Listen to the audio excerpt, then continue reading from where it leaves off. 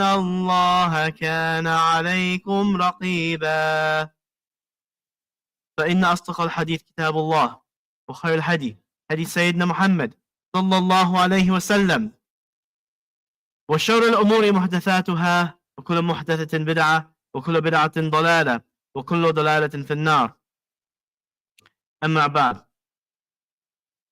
My dear respected brothers and sisters in Islam, in about 2 weeks we are welcoming the most honored guest of the entire year, the blessed month of Ramadan. It's in this month that Allah subhanahu wa ta'ala revealed the Quran. It is in this month when Allah subhanahu wa ta'ala gives us His mercy, His forgiveness, and His freedom from the hellfire. And it is in this month in which Allah subhanahu wa ta'ala describes in the Quran the special act of worship. أعوذ بالله من الشيطان الرجيم. كتب عليكم الصيام كما كتب على الذين من قبلكم لعلكم تتقون. Verily, fasting in this month of Ramadan was prescribed upon you as it was prescribed on those who came before you, so that you can achieve taqwa, so that you can become from the people of taqwa. So this act of worship, of fasting, that we call it fasting in Islam, siyam in Arabic, was a special injunction given to us and also the people before us, meaning the believing nations from before, the goal of which was to achieve taqwa. So we know who we are, and we have an idea of the previous nations, and we know what Sawm is. The key aspect to understand, however, is then what is Sawm? What is taqwa? Taqwa. Taqwa is a term that we translate into English one of a number of ways. It's translated as righteousness, as the fear of God, as piety, and also God consciousness. But what does it actually mean? We learn from the aspect of the Arabic language. Taqwa is the act of placing a barrier between yourself and something else. And in Islam, that barrier you are placing is for the purpose of protecting yourself from the wrath or the anger or the punishment of Allah subhanahu wa ta'ala. So taqwa is the act of putting something between you and the punishment of Allah subhanahu wa ta'ala. What could that be except that it is something that Allah subhanahu wa ta'ala also has already granted us the means to do? So what is it? Well, the anger of Allah subhanahu wa ta'ala comes in disobeying Him and in doing what He has forbidden. So let's look at that in the context of Ramadan. In Ramadan, we actually find some things become forbidden that are actually permissible. For example, when we fast in the month of Ramadan, it is forbidden to eat or to drink or to have the marital intimacy with the spouse. But these are things that outside of Ramadan generally have no restrictions. They are permitted. And it's not just that they are permitted.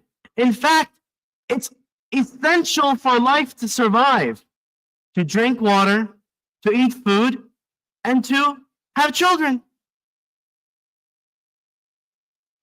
But in Ramadan, we are commanded and forbidden, in fact, to partake in these for a certain period of time, as we know, from the dawn to the sunset.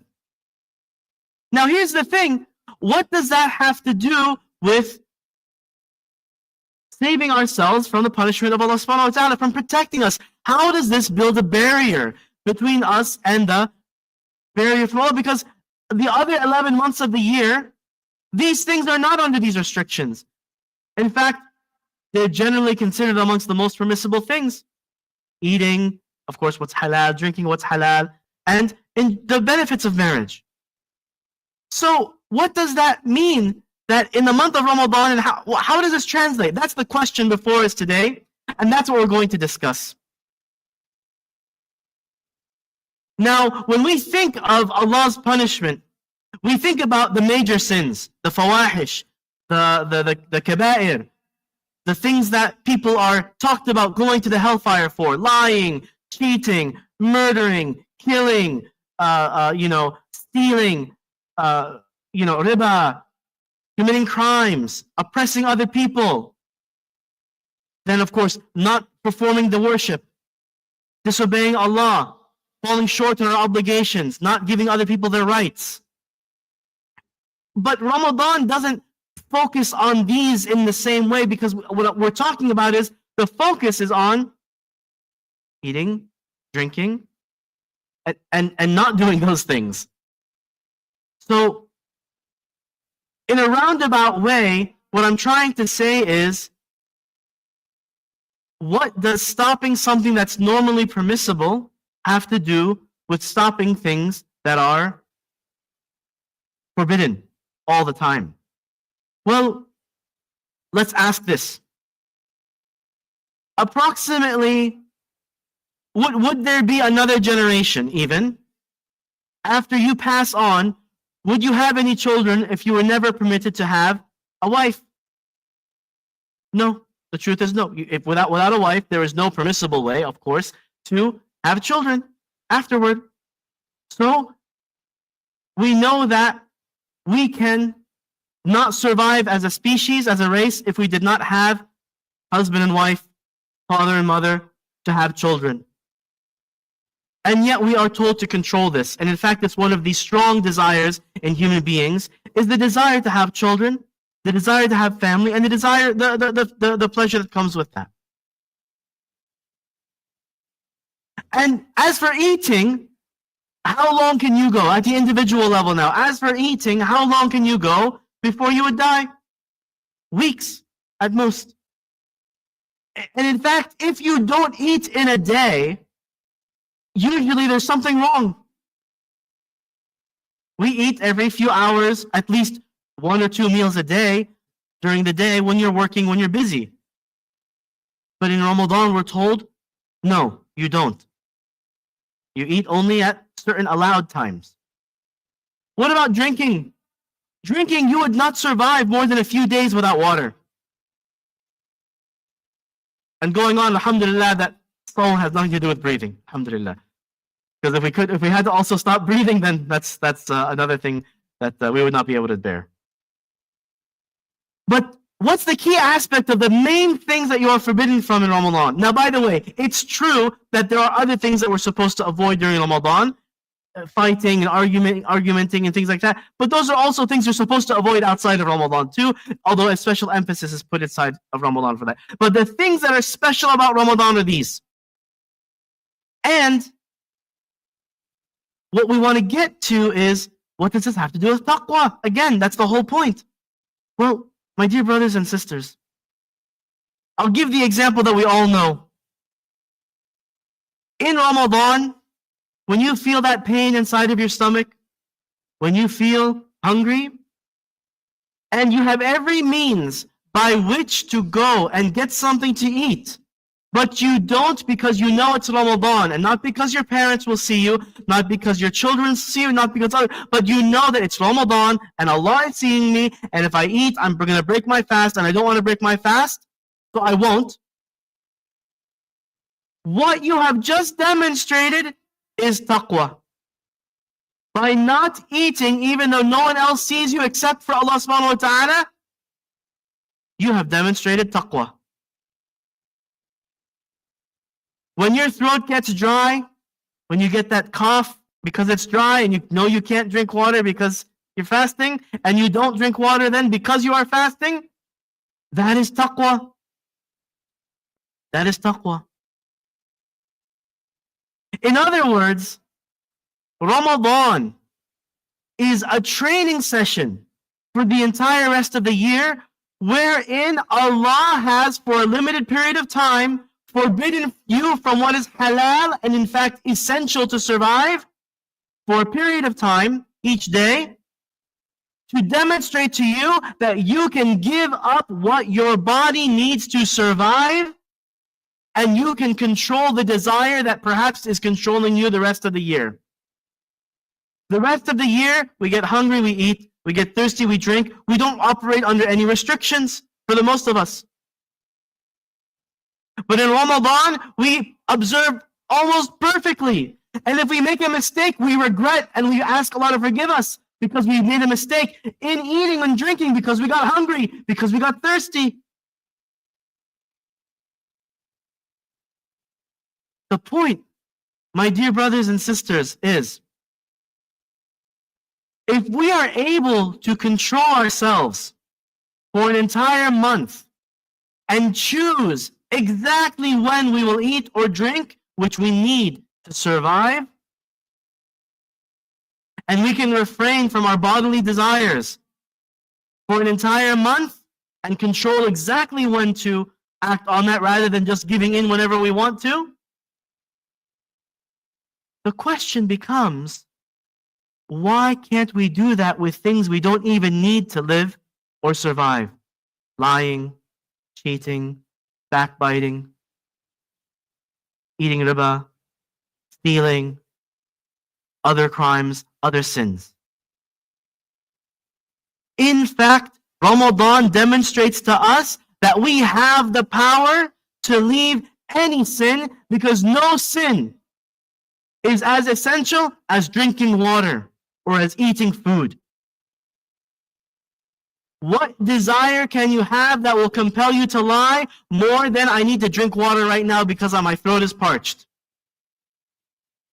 What causes you to have to partake in riba more urgently than satisfying the burning hunger that is eating up your stomach on the inside on a hot summer's day in Ramadan? We can demonstrate the required taqwa to avoid any kind of sin in Islam throughout the entire month of Ramadan. And that is the lesson of Ramadan, and that is the taqwa that we can get out of Ramadan. That is the ability to control ourselves against any manner or kind of sin in the world. أقول قولي هذا وأستغفر الله لي ولكم فاستغفروه إنه هو الغفور الرحيم.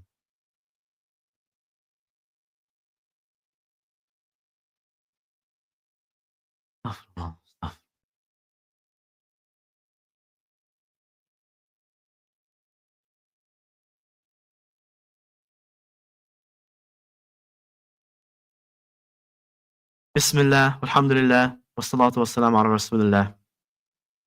My dear respected brothers and sisters in Islam, the whole crux of the point is Ramadan demonstrates to us that we already have the taqwa that is required for the rest of the year. Even when they give you tips on how to develop a healthy habit or how to stop a bad habit, they say, if you're able to persist in doing something for 30 days, you have established that habit. This can be, for example, an exercise routine or, certain types of methods to work or to learn. Ramadan already has that built in about the most essential thing, which is attaining this taqwa that we need to overcome anything that we're going to face in the rest of the year. So my dear brothers and sisters, as we approach this Ramadan, let us reflect on the beautiful verse in the Quran, كُتِبَ عَلَيْكُمُ الصِّيَامُ كَمَا كُتِبَ عَلَى الَّذِينَ مِنْ قَبْلِكُمْ لَعَلَّكُمْ تَتَّقُونَ. Verily, fasting was prescribed upon you as it was prescribed upon those that came before you, so that you may attain taqwa. Taqwa in this case, that God consciousness, awareness of Allah in what you do and what you don't do, what you choose to do and what you choose not to do. We choose to have taqwa of Allah subhanahu wa ta'ala in Ramadan because we stop eating even when nobody else is there except for Allah, and we stop drinking even though nobody else is there except for Allah. We lower our gaze, we control ourselves more in the month of Ramadan because we know Allah is observing us even if no one else sees us. That's the essence of taqwa, my dear brothers and sisters. The success of Ramadan after Allah subhanahu wa ta'ala accepting the reward of it from us is that we continue in that same manner throughout the rest of the year, so that when we're tempted to look at haram, we remember Allah is still seeing us outside of the month of Ramadan too. And we stop because we remember Allah. That is taqwa. When the urge to lie, to advance yourself, or get out of a little bit of trouble comes, you remember Allah knows the truth. Even if I lie to these people, I won't do it. That is the taqwa that we got from Ramadan, carrying forward to remember Allah. When we're doing a business transaction and we can see an opportunity to take advantage of somebody else doing something that is forbidden, we know that even if I get away with it with this person, Allah has already witnessed and recorded that this would be wrong. I will not do it because I fear Allah's punishment. That is taqwa, my dear brothers and sisters. Ramadan teaches us that. If you emerge from Ramadan with that awareness, then you have achieved the taqwa that we seek from the month of Ramadan. We ask Allah subhanahu wa ta'ala to grant us taqwa. We ask Allah subhanahu wa ta'ala to grant us the awareness of Him in all of the actions that we do, that we choose to do, and that we choose not to do. And we ask Allah subhanahu wa ta'ala to guide us to what is most beloved to Him, and to protect us and save us from what is most hated by Him. And we ask Allah subhanahu wa ta'ala for the very best in the dunya and in the akhirah. ربنا آتنا في الدنيا حسنة وفي الآخرة حسنة وقنا عذاب النار ربنا لا تؤاخذنا إن نسينا أو أخطأنا ربنا ولا تحمل علينا إصرا كما حملته على الذين من قبلنا ربنا ولا تحملنا ما لا طاقة لنا به واعف عنا واغفر لنا وارحمنا أنت مولانا فانصرنا على القوم الكافرين وأقم الصلاة.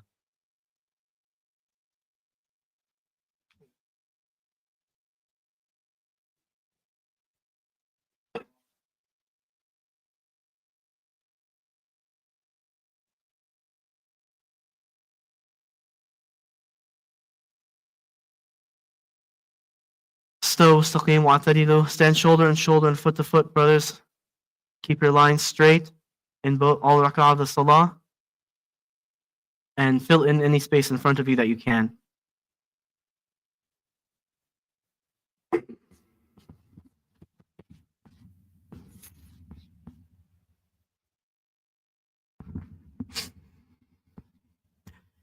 Allahu Akbar.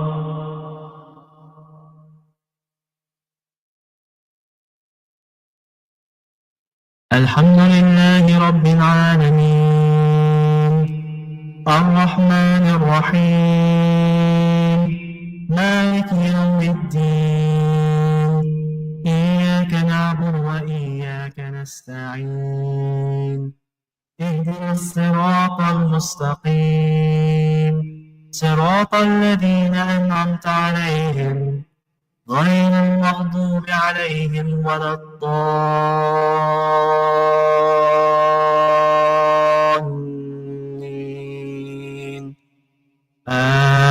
آمين. والتين والزيتون وطور سينين وهذا البلد الأمين لقد خلقنا الإنسان في أحسن تقويم ثم رددناه أسفل سافلين إلا الذين آمنوا وعملوا الصالحات فلهم أجر غير ممنون. فما يكذبك بعد بالدين أليس الله بأحكم الحاكمين. الله أكبر.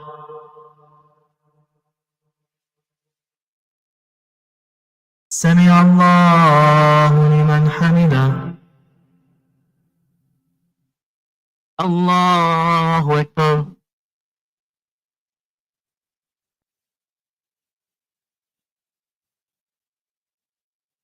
الله أكبر.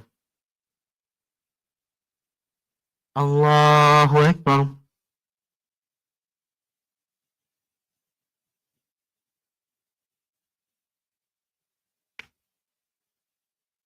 الله أكبر.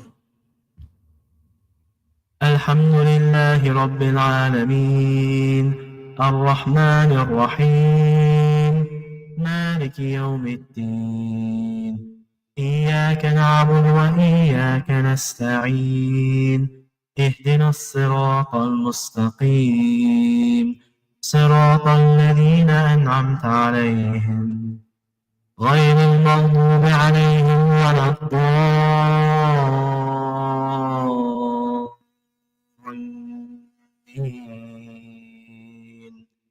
آمين. والعصر إن الإنسان لفي خسر إلا الذين آمنوا وعملوا الصالحات وتواصوا بالحق وتواصوا بالصبر. الله أكبر.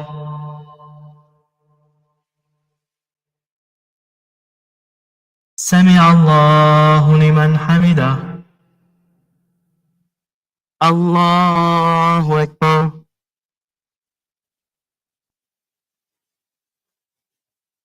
الله أكبر. الله أكبر.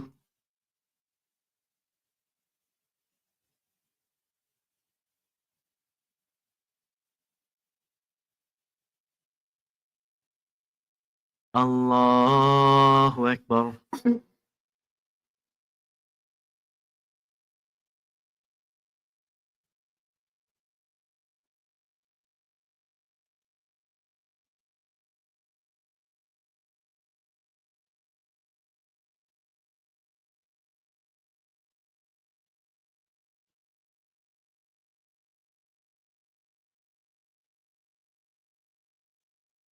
السلام عليكم ورحمة الله.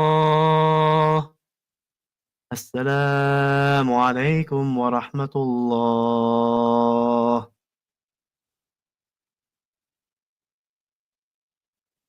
Assalamu alaikum wa rahmatullahi wa barakatuh, brothers and sisters. Inshallah, just a reminder for our plans for the month of Ramadan. We're doing several activities and preparations, and we can use your support, inshallah. Please contribute what you can to the masjid, inshallah. As we're updating things inside the masjid, we're going to try to make the area nice. We're also preparing the other building to make it comfortable for the ladies. These things take effort, they take time and money from people, inshallah. So please